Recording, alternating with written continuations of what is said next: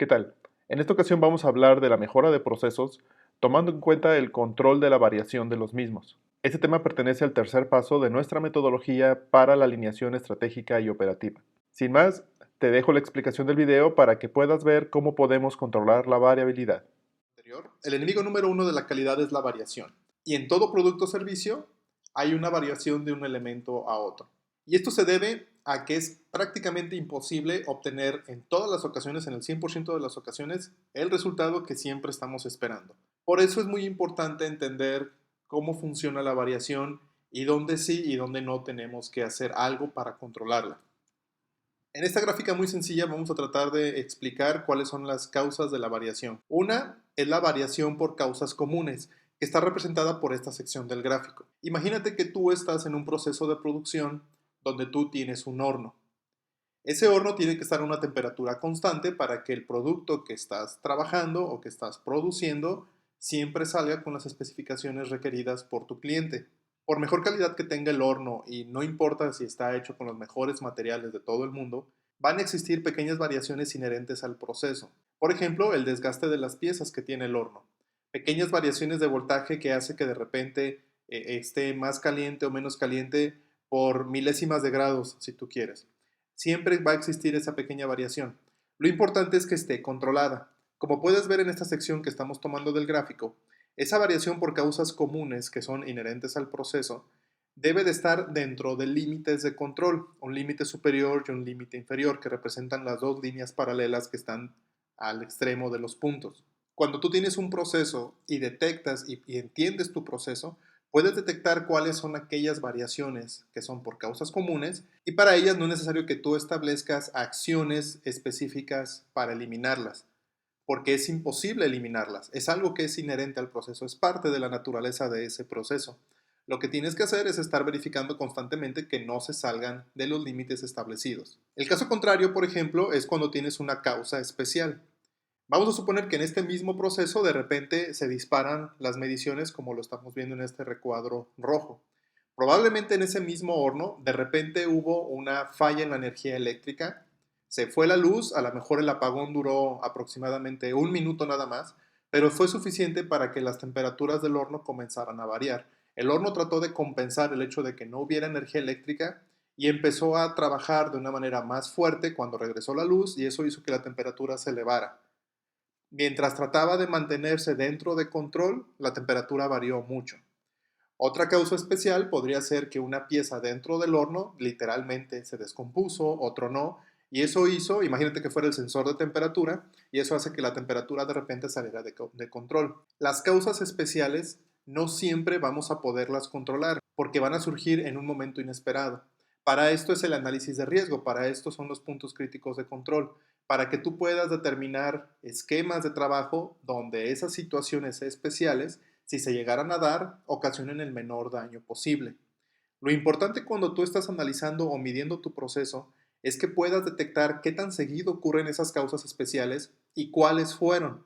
Porque si es algo que ocurre repetidamente, por ejemplo, que el mismo sensor del horno se esté descomponiendo prácticamente una vez al mes y que esto no debiera de pasar, bueno, a través de otro tipo de análisis ya podrías identificar si es un problema del proveedor, si es un problema de que estás metiendo una marca que no debería de ir para ese horno o cualquier otro tipo de situación. El análisis de las causas especiales te ayuda a mejorar tu proceso para tenerlo controlado y que solamente tengas variación por causas comunes. El otro esquema donde te va a ayudar a controlar el proceso o a estar verificando las variaciones es cuando generas un cambio. Imagínate que simple y sencillamente hiciste un cambio de modelo donde está la línea de producción donde tienes ese horno. Naturalmente, el rango de temperaturas pudiera ser completamente diferente ya que ahora estás produciendo un modelo diferente que requiere otras temperaturas. También podría ser que cambiaste el horno de esa línea de producción por uno que es mucho más eficiente, que requiere menos energía y a lo mejor las especificaciones de temperatura debido a que estás cambiando el horno van a ser diferentes. Esta parte del cambio puede ser de muchos factores. Un cambio de proveedor, un cambio de maquinaria, un cambio en los requerimientos del cliente. Pero lo importante es que el concepto de variaciones, tanto por causas comunes y causas especiales, se mantienen. Es decir, que no importa que exista un cambio, debes de identificar inmediatamente cuáles serían los nuevos requerimientos para el nuevo estándar que vas a requerir debido a ese cambio. Es por ello que gente como Deming vio este tipo de detalles desde hace décadas atrás. Y él mencionaba que cuando la variación se reduce, la calidad se mejora. Este es un principio fundamental de calidad.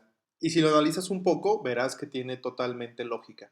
Una vez que yo controlo la variación, sobre todo que la tengo dentro del concepto de causas comunes, es mucho más fácil que yo pueda predecir cuál va a ser el comportamiento de mi proceso. Lo importante aquí es lo siguiente: por más compleja que sea una operación, siempre va a ser posible tenerla bajo control.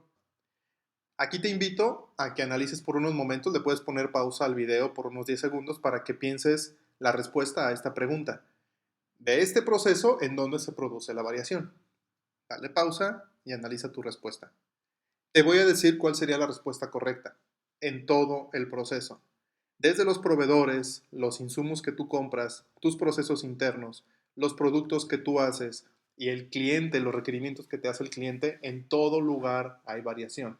Porque al existir tantas etapas dentro de mi proceso donde puede haber variación, necesito enfocarme en aquello que realmente es crítico para dar el resultado que mi cliente está esperando o que los clientes internos de mi proceso están esperando. Al yo tener los puntos críticos de control y comenzarlos a analizar y hacerme preguntas correctas, va a ser mucho más sencillo que pueda tomar decisiones para mejorarlos. Por cuestiones de tiempo para el video no vamos a estar leyendo cada una de las preguntas y a qué se refieren. Yo te recomiendo que le pongas pausa y lo analices. Pero esto implica que cuando estás analizando tu proceso, hagas las preguntas correctas y que tengas una respuesta para cada una de ellas. No debes obviar las cosas, no debes de suponer que hay pasos más sencillos y que por ser más sencillos no son puntos críticos de control o que no requieren tener mediciones. Tampoco te debes de ir al otro extremo donde quieras poner gráficas y controles en todos los pasos de tu proceso simplemente porque no confías en el personal o no confías en tus compañeros.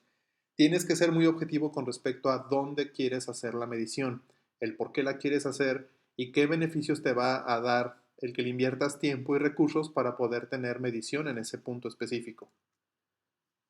Las herramientas a utilizar en el análisis pueden ser algunas como el diagrama de Ishikawa, gráficos de control o diagrama de Pareto.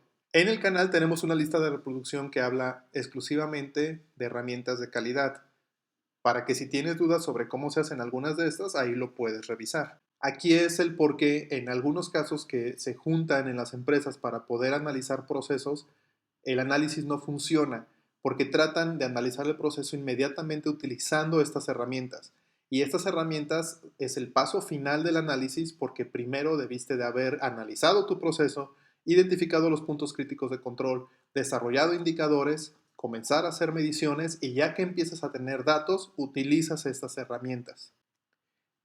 El último paso que nos hacía falta era tomar acción sobre la diferencia que existía al analizar el indicador de desempeño con respecto a la meta. Para eso vas a utilizar los gráficos de control que ya estuvimos viendo. Como un resumen general, vamos a llamarle a toda esta metodología ciclo de mejora de confianza. Tú desarrollas indicadores de desempeño, que es la parte que está hasta arriba.